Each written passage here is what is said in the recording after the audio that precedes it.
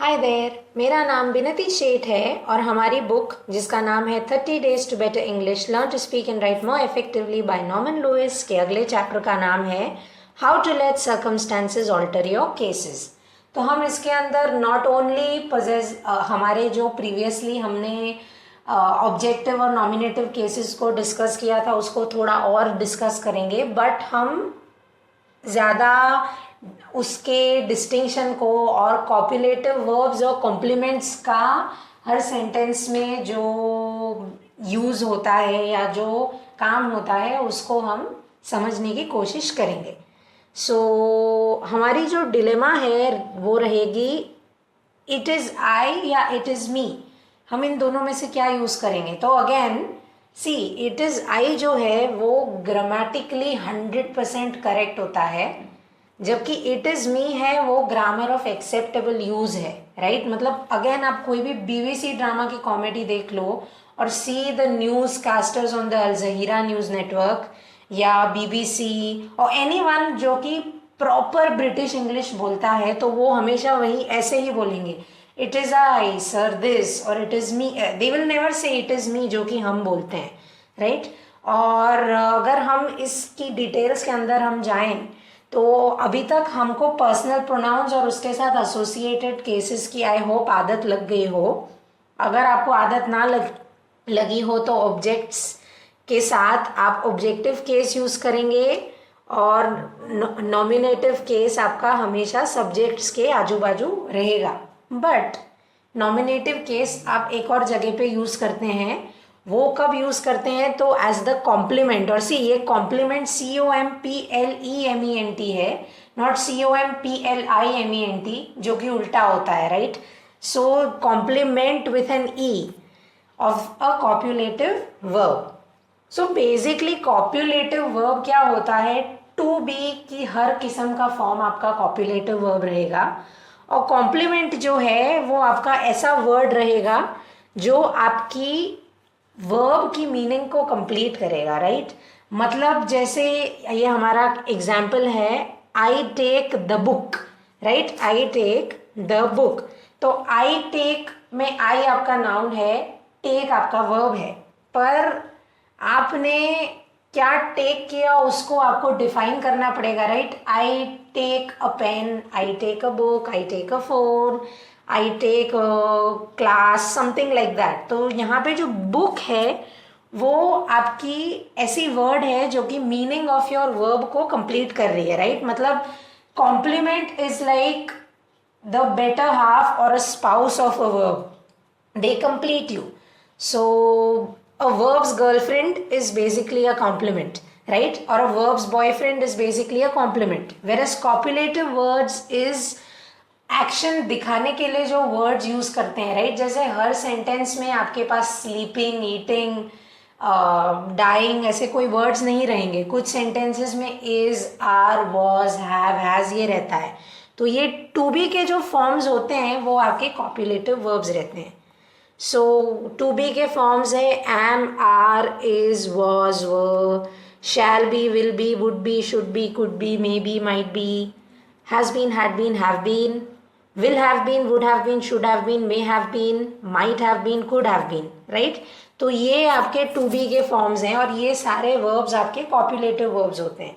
तो अगर आपको identify the verb in the sentence, अगर आप स्कूल गोइंग हो या आप ग्रामर के अंदर आगे ग्रेजुएशन कर रहे हो और समथिंग लाइक दैट, उसमें अगर आपको identify the verb of the sentence type questions आए तो उसमें you see these words, you immediately know कि ये कॉप्युलेटिव वर्ब्स हैं।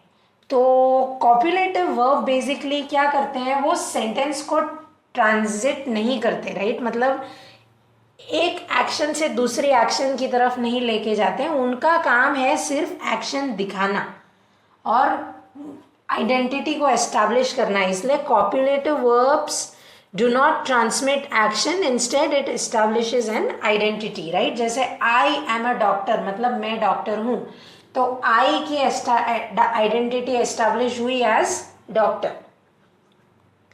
सो अब ये हमारा जो चीज़ जो फंडा है वो ये है, the complement of a copulative verb is identical to the subject not only in mean meaning but also in case. तो अगर आप complement of the copulative verb को यूज करते हो तो आप हमेशा उसके साथ नॉमिनेटिव केस ही यूज करेंगे, राइट।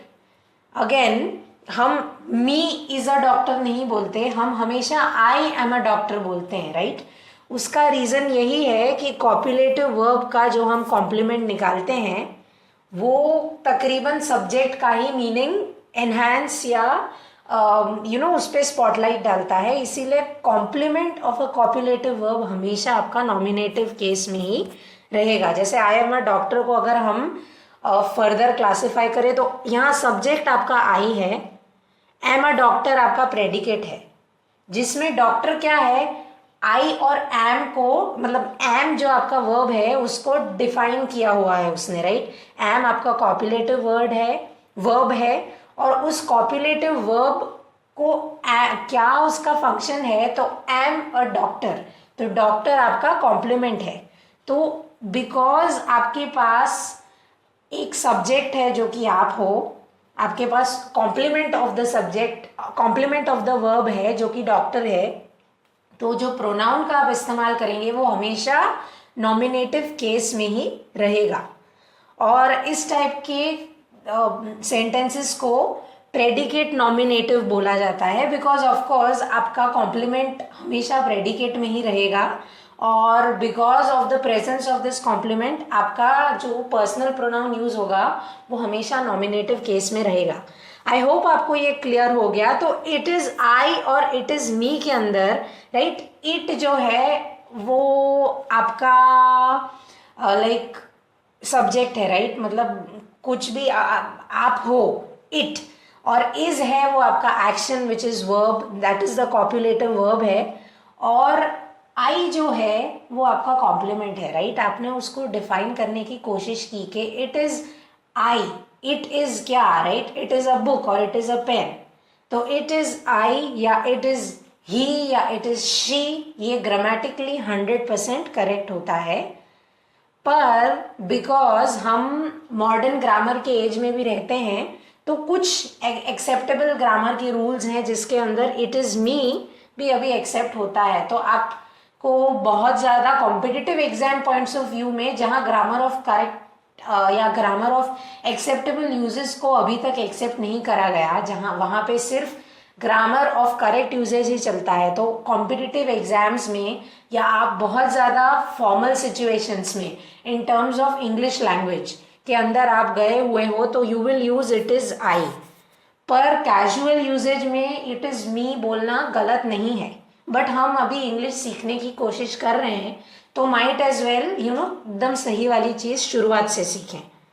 सो जैसे आप देखेंगे it is I, it will be I, it is he, it wasn't we, right, ये चीज़ें हमको सुन के बहुत अजीब लगता है बिकॉज हमने सेंटेंसेस को कभी इस हिसाब से बोला ही नहीं है।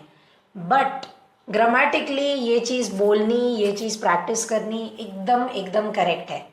और आप ये चीज़ भी बोल सकते हो, but this is for formal situations, this is for informal situations. और अगेन फिर से हमको नॉमिनेटिव और ऑब्जेक्टिव प्रोनाउंस को अगर अभी भी आपको याद नहीं हुए तो आई, वी, यू, ही, शी, दे, ये आपके नॉमिनेटिव प्रोनाउंस रहेंगे, और मी, अस, यू, हिम, हर, देम, ये आपके ऑब्जेक्टिव प्रोनाउंस रहेंगे। तो first person, second person, third person को हम थोड़ा बाद में डिटेल में डिस्कस करेंगे, बट अगर आप अपने बारे में बात कर रहे हो तो फर्स्ट पर्सन आपके साथ जो बात कर रहा है उसके बारे में बात कर रहे हो तो वो सेकेंड पर्सन, और कोई ऐसा है जो आपके साथ वहाँ प्रेजेंट नहीं है और आप उसके बारे में बात कर रहे हो तो वो पर्सन थर्ड पर्सन हुआ। सो ग्रामर ऑफ एक्सेप्टेबल यूजेज, अरे ABC रैम्बलिंग्स पे आ जाते हैं। तो हमारा फर्स्ट डिफरेंस है एलूड और रेफर। तो रेफर जो है वो आपका मेन केस है और एल्यूड है वो आपके रेफरेंस या रेफर का सब केस है, राइट। सो एल्यूड क्या है कि आप इनडायरेक्ट रेफरेंसेस या इनडायरेक्ट अनस्पेसिफाइड हिंट्स देते हो जिसके बहुत स्पेसिफिक इम्प्लीकेशंस, यानी बहुत स्पेसिफिकली आप हिंट दे के बता रहे हो कि मतलब जैसे teacher suddenly enters the class and friends बात करने की कोशिश कर रहे हो तो आप अपनी आईब्रोज और आईज और फेशियल क्यूज को यूज करते हो, तो you are alluding to whatever sentence और whatever sort of message आप लोगों के बीच में कन्वे हो रहा है। और एल्यूजन क्या होता है या एल्यूड, वो कोई भी कहते हैं ना शक की गुंजाइश नहीं छोड़ता है। It will give you full meaning, आपको हिंट से डायरेक्टली फुल मीनिंग मिल जाता है।